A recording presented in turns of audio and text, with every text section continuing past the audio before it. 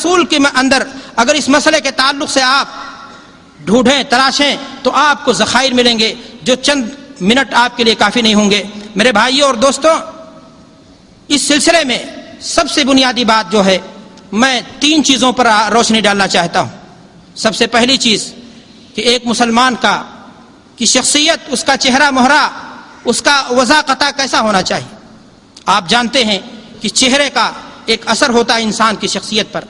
حضرت عبداللہ بن سلام رضی اللہ تعالیٰ عنہ جب اللہ کے رسول صلی اللہ علیہ وسلم کی خدمت میں حاضر ہوئے اور آپ نے چہرے انور کو دیکھا، رخ انور پر ان کی نگاہ پڑی تو فوراً ہی گویا ہوئے ان وجہہ لیس بوجہ کذاب، کہ یہ چہرہ کسی جھوٹے کا چہرہ نہیں ہو سکتا۔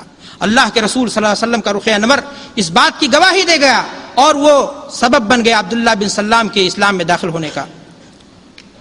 حضرت ابو رمسا تیمی رضی اللہ تعالیٰ عنہ جب اپنے بیٹے کو لے کر اللہ کے رسول صلی اللہ علیہ وسلم کی خدمت میں حاضر ہوئے اور رخ انور کو دیکھا تو انہوں نے فرمایا ھذا واللہ رسول اللہ، یہ بلا شبہ اللہ کی قسم رسول ہیں اللہ کے۔ میرے بھائیوں، کیا معنی سمجھا آپ نے کہ چہرے کا انسان کی شخصیت پر ایک اثر ہوتا ہے۔ اب سوال یہ ہے کہ کائنات میں سب سے حسین ترین شخصیت اللہ کے رسول کی تھی۔ اللہ کے رسول صلی اللہ علیہ وسلم کو اپنے چہرے پر کیا چیز پسند تھی؟ آپ صلی اللہ علیہ وسلم کا رخ انور داڑھی سے مزین تھا یا داڑھی سے مٹا ہوا؟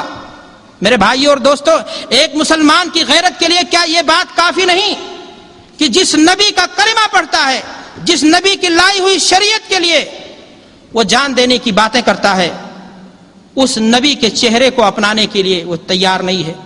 نبی صلی اللہ علیہ وسلم کا صرف چہرہ ہی نہیں داڑھی سے بھرپور تھا، بلکہ آپ نے داڑھی کے تعلق سے واضح تاکیدی ارشادات بھی فرمائے ہیں۔ اس کے باوجود بھی اگر ایک مسلمان داڑھی چھیلتا ہے یا داڑھی کو موڑتا ہے، کترتا ہے اور سڑکوں پر نکل کر کے مظاہرہ کرتا ہے کہ فلاں جگہ ہمارے رسول کی شکل و صورت کی بے حرمتی کی گئی ہے، خود اپنی شکل کی بے حرمتی کر کے اسلام کے بارے میں غیر مسلموں کو غلط رائے قائم کرنے کا موقع دیتا ہے، میرے بھائیوں ان مظاہروں سے کوئی چیز حاصل ہونے والا نہیں۔ اپنی عملی زندگی میں رسول کی سنت کو اسوہ بنا لو، رسول کے طریقے کو اپنا اسوہ بنا لو، رسول کے چہرے کو اپنا چہرہ بنا لو، تو میرے بھائیوں اور دوستو پھر آپ کو نعرے بازی کی ضرورت نہیں ہوگی۔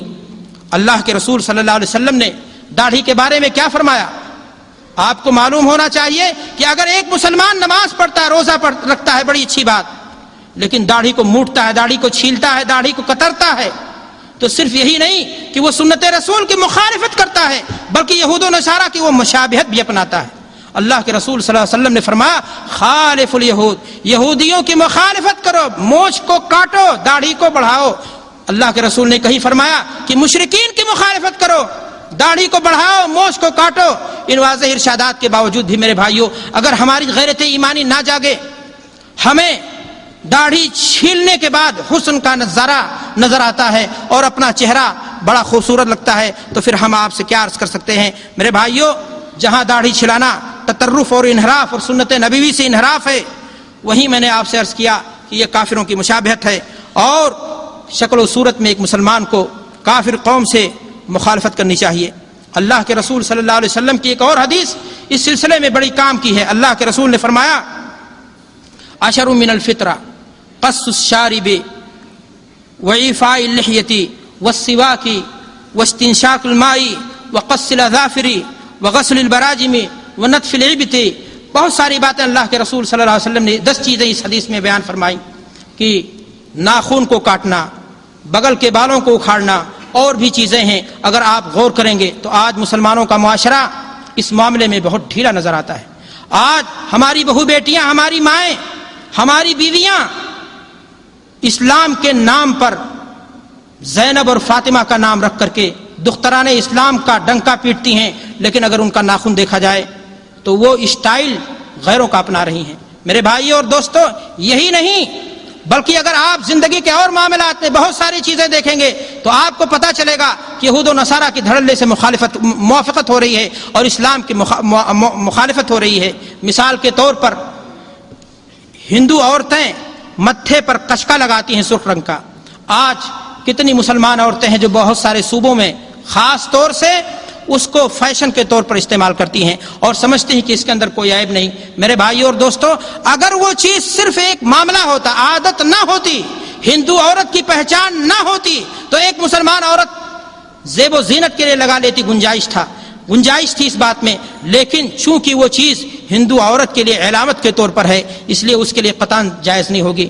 آج بہت سارے مسلمان ہیں جو اپنے گلوں میں زنار ڈالتے ہیں اور اس پر صلیب کی نشانیاں ہوتی ہیں، سونے کی چین پہنتے ہیں، بہت ساری چیزیں ہیں میرے بھائیوں جو غیر مسلموں کی تقلید اور نقالی میں کی جا رہی ہیں، جبکہ ہمیں اسلام نے اس سے مخالفت کی تعلیم دی ہے۔ آج یہ بھی دیکھنے میں آتا ہے کہ ایک مسلمان نوجوان اپنے آپ کو ہیوی شکل میں دکھانے کے لیے اپنے باہوں میں گدنا گدواتا ہے، ہاتھوں میں گدنا گدواتا ہے۔ جب اس سے اس بارے میں پوچھا جاتا ہے تو کہتا ہے خاندانی سلسلہ ہے۔ میرے بھائی اور دوستو، آپ کو معلوم ہونا چاہیے کہ اللہ کے رسول صلی اللہ علیہ وسلم نے گدنا گدوانے والی عورت ہو یا مرد ہو، سب حکم میں داخل ہیں، سب پر اللہ کے رسول صلی اللہ علیہ وسلم نے لعنت بھیجی ہے، اور جس چیز پر لعنت ہو اس سے بڑا شریعت میں اور حکم نہیں ہوتا۔ میرے بھائی اور دوستو، آج دیکھنے میں بہت سارے مسائل ہیں اور بہت ساری چیزیں ہیں کہ آج ہمارے معاشرے میں پائی جاتی رہیں۔ اس وقت ہمیں حضرت امیر معاویہ رضی اللہ تعالیٰ عنہ کا وہ واقعہ یاد آتا ہے۔ وہ مدینہ الرسول تشریف لائے، وہاں آپ نے دیکھا کہ ایک بال جوڑا جو عورتیں پیچھے لگاتی تھیں وہ کسی دربان کے ہاتھ میں دیکھا، تو انہوں نے مخاطب کرتے ہوئے فرمایا کہ مدینہ والوں، تمہارے علماء کہاں چلے گئے؟ یہ چیز آج یہاں پر کیوں رواج پا رہی ہے؟ گویا انہوں نے اس کی سختی سے نکیر کی اور اس بات کو بیان فرمایا کہ اللہ کے رسول صلی اللہ علیہ وسلم نے قوموں کی بربادی کے لیے یہ کافی بتائی ہے چیز۔ گویا اس طرح کی کسی چیز کی گنجائش اسلام کے اندر نہیں ہے۔ میرے بھائی اور دوستو، ہم اس مسئلے سے آگے بڑھتے ہیں اور ہم لباس کے مسئلے میں آتے ہیں۔ آج ایک مسلمان کے سامنے لباس کا مسئلہ اگر اٹھا دیا جائے اور کہا جائے کہ فلاں لباس اگر نہ پہنے آپ تو بہت اچھی بات ہے، فوراً جواب دے گا کہ لباس کے مسئلہ انسان کی اپنی طبیعت کا مسئلہ ہے، ہر معاملے میں دین کو گھسانا یہ اچھی بات نہیں ہے۔ لیکن میرے بھائیو اور دوستو، میں آپ سے پوچھنا چاہتا ہوں، کیا لباس شریعت اسلامیہ سے خارج چیز ہے؟ مذہب اسلام نے کیا لباس کے مسئلے کو شریعت سے خارج رکھا ہے؟ اگر رکھا ہو تو ٹھیک ہے، آپ اپنے طرز ادا پر آزاد ہیں، لیکن اگر مذہب اسلام نے اس سلسلے میں ہماری کوئی رہنمائی فرمائی ہو تو پھر ہمیں اس کا پابند ہونا چاہیے۔ آج دھڑلے سے یہ کہا جاتا ہے کہ ایمان یہاں ہے، لباس میں نہیں ہے، ایمان داڑھی میں نہیں، ایمان سینے میں ہے۔ میں ایسے بزرگوں سے پوچھنا چاہتا ہوں کہ جب ایمان یہاں ہے تو پھر ایمان کے ثمرات تمہارے چہرے پر کیوں نہیں ہوں گے؟ ایمان کے آثار تمہارے کرتوت پر کیوں نہیں ظاہر ہوں گے؟ تمہارے لباس پر کیوں نہیں ظاہر ہوں گے؟ میرے بھائی اور دوستو، شریعت اسلامیہ نے لباس کے سلسلے میں ہمیں کیا اصول دیا ہے؟ اللہ کے رسول صلی اللہ علیہ وسلم نے اس بارے میں ہماری کیا رہنمائی فرمائی ہے؟ آئیے قرآن مجید کی ایک آیت کو پڑھتے ہیں۔ اللہ فرماتا ہے، یا بنی آدم قد انزلنا علیکم لباسا یواری سوآتکم وریشا ولباس التقوی ذالک خیر، کہ اے بنی آدم، ہم نے تمہارے لیے لباس نازل کیا۔ گویا لباس کا مسئلہ دین میں سے ہے، دین سے باہر یہ انسان کی طبیعت کا مسئلہ رہی ہے کہ چاہے تو شاہ رخ، چاہے تو فاروق، چاہے تو شداد، چاہے تو حامان، جس کی ادا بھی، جس کی ڈیزائن بھی اس کو پسند آ جائے۔ آج ڈیزائنوں کا دور ہے اور حالت یہ ہے کہ دنیا اندھی ہو کر کے اس معاملے میں تقلید کر رہی غیروں کی۔ میرے بھائیوں اور فاسق و فاجروں کی اگر آپ موافقت کرو گے تو اندیشہ ہے کہ انہی کے ساتھ آپ کا حساب اور حشر نشر ہو جائے۔ اللہ فرما رہا ہے، قد انزلنا علیکم لباسا یواری سوآتکم، لباس کا مقصد ہے تاکہ تمہاری شرمگاہ ڈھکے۔ اگر کوئی لباس فیشن کے نام پر ایسا ترویج کیا جا رہا ہے، چاہے وہ عورتوں کے درمیان یا مردوں کے درمیان، جو پہننے کے بعد بھی وہ اوپن ہو یا دعوت دے رہی ہو اپنے حسن کی، فتنے کا سامان بن رہی ہو، تو اللہ کے رسول صلی اللہ علیہ وسلم کی حدیث کے بے مصداق ہو جائے گی، کاسیات عاریات مائلات ممیلات۔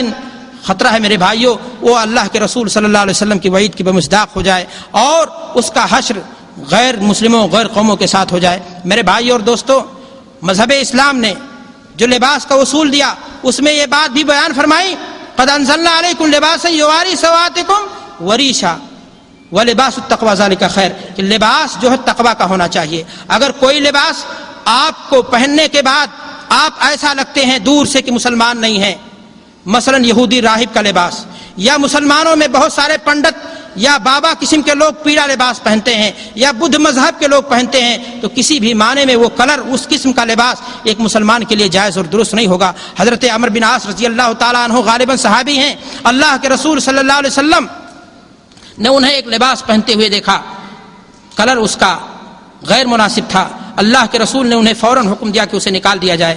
انہوں نے کہا ہے اللہ کے رسول صلی اللہ علیہ وسلم مسئلہ رنگ کا ہم اسے دھل لیتے ہیں، لیکن اللہ کے رسول صلی اللہ علیہ وسلم نے فرمایا کہ اس کو جلا دو تاکہ یہود و نصارہ کی نقاری نہ ہو جائے۔ میرے بھائیوں اور دوستوں، بے شمار آثار ایسے ملیں گے، بے شمار نصوص ایسے ملیں گے جس سے آپ کو پتہ چلے گا کہ صحابہ کرام رضوان اللہ علیہم اجمعین اس طرح کی چیزوں کا انکار کرتے تھے۔ افسوس کی بات ہے آج ہمارے معاشرے کے اندر غیر قوموں کے لباس اس حد تک آ گئے کہ ایک مسلمان اپنے لباس کو ٹخنے سے نیچے کرتا ہے۔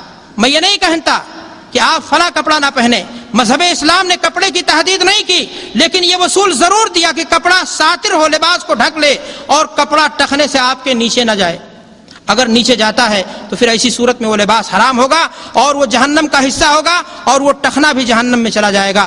اللہ کے رسول صلی اللہ علیہ وسلم کی احادیث اس بات پر دلالت کرتی ہیں۔ میرے بھائیوں، اگر ایک مسلمان کو کہا جائے کہ یہ لباس آپ نے جو پہن رکھا ٹخنے سے نیچے ہے، کہتا نہیں نماز میں اوپر کر لیتا ہوں، تو کیا ایک مسلمان مسجد میں نماز کی حالت میں مسلمان ہوتا ہے اور نماز کے باہر مسلمان نہیں ہوتا؟ میرے بھائیوں، جو ایمان، جو غیرت تمہیں نماز میں للکارتی ہے کہ اپنے اس کپڑے کو ٹخنے سے اونچا کر لو، وہی غیرت تمہاری باقی رہنی چاہیے، اور جہاں بھی مسلمان ہو مسلمان کا لباس پہنے اور اس کو آسان نہ سمجھے۔ حضرت امیر المومنین عمر فاروق رضی اللہ تعالیٰ عنہ کو نیزہ لگ چکا ہے، آپ چارپائی پہ پڑے ہیں، خاندان کا کوئی بھتیجا آپ کی زیارت کے لیے آتا ہے، اللہ کے رسول صلی اللہ علیہ وسلم کے محبوب ساتھی عمر فاروق رضی اللہ تعالیٰ عنہ کی نگاہ بھتیجے کے لباس پر پڑتی ہے جو ٹخنے سے ذرا نیچے تھا، اور آپ نے فوراً حکم دیا ارفع ازارک فإنه أنقى لثوبك وأتقى لربك، کہ بھتیجے، یا ابن اخی، بھتیجے اپنے ازار کو اٹھا لو۔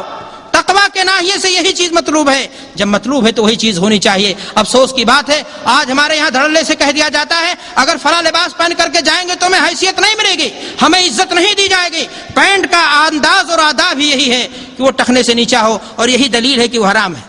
اگر آپ کو مسلمان کی پینٹ پہننا ہے تو پہن لیجئے ڈھیلی ڈھالی پینٹ جو ٹخنے سے اونچی ہو اور ڈھیلی ڈھالی ہو، آپ کو بیٹھنے میں، سجدہ اور قیام میں، پیشاب کی ضرورت کے وقت آپ کو پریشانی نہ کرتی ہو، اور اگر پریشان کر رہی ہے تو پھر آپ غیر مسلموں کی تقلید اور نقالی کر رہے ہیں۔ میں یہ نہیں کہتا پینٹ حرام ہے، لیکن ان شرائط کے ساتھ حلال ہے، اور انہی شرائط کے ساتھ کیا ہو جائے گی؟ حرام ہو جائے گی۔ میرے بھائی اور دوستو، ایک واقعہ مجھے یاد آتا ہے، حضرت عثمان غنی رضی اللہ تعالیٰ عنہ صلح حدیبیہ کے موقع پر اللہ کے رسول صلی اللہ علیہ وسلم نے مسلمانوں کی طرف سے انہیں سفیر یا نمائندہ بنا کر کے اہل مکہ کی طرف روانہ کیا۔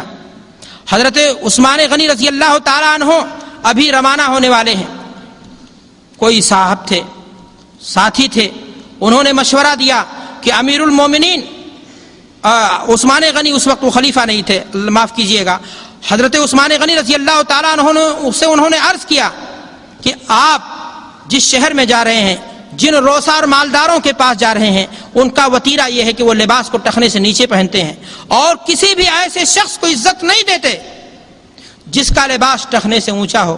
انہوں نے جواب دیا کہ جب یہ لباس میرے رب کو پسند ہے، جب یہ لباس میرے حبیب کبریا کو پسند ہے، حضرت محمد عربی صلی اللہ علیہ وسلم کو پسند ہے، تو پھر ان کو پسند ہے یا نہیں، ہمیں اس کی پرواہ نہیں ہونی چاہیے۔ افسوس، ہم نے آج اگر پرواہ نہیں کی تو زندگی کے کسی بھی معاملے میں اسلام کی پرواہ نہیں کی۔ شادی ہو یا بیاہ، اٹھنا ہو یا بیٹھنا، سونا ہو یا جاگنا، حتیٰ کہ کھانا اور پینے کے اسٹائل، ہیرو کو دیکھ کر کے، فاسق و فاجروں کو دیکھ کر کے آج مسلمان اپنا رہا ہے۔ آج مسلمان زندگی کے بہت سارے معاملات میں غیر قوموں کی تقلید اور غلامی پر آمادہ ہے۔ آج مسلمان یہ سوچتا ہے کہ اگر یورپ کی بےہودہ تہذیب کو اپنے معدے میں جب تک نہیں ڈال دیں گے، انہی کی طرح پیشاب کرنا اور پیخانہ کرنا اور ننگے ہو کر کے گھومنا جب تک ہم نہ سیکھ لیں گے، تب تک ہمیں کامیابی کی ڈگر نہیں ملے گی۔ میرے بھائیوں اور دوستو، میں آپ کو بتانا چاہتا ہوں کامیابی اسی وقت ملے گی جب آپ اللہ کے رسول صلی اللہ علیہ وسلم کی سنت کو اپنا لیں گے۔ آئیے ایک بار پھر ہم عزم کریں اور اس بات کا اعلان کریں کہ اللہ تبارک و تعالی نعمت توحید کو ملنے کے بعد تو ہمیں اس بات کی توفیق عطا فرما کہ ہم اس پر قائم اور دائم رہیں۔ زندگی کے بہت سارے معاملات میں بہت ساری چیزوں کی آج ہمیں قربانیاں دینی ہیں، اور اللہ تبارک و تعالی ان تمام چیزوں میں ہمیں ثابت قدم رکھ۔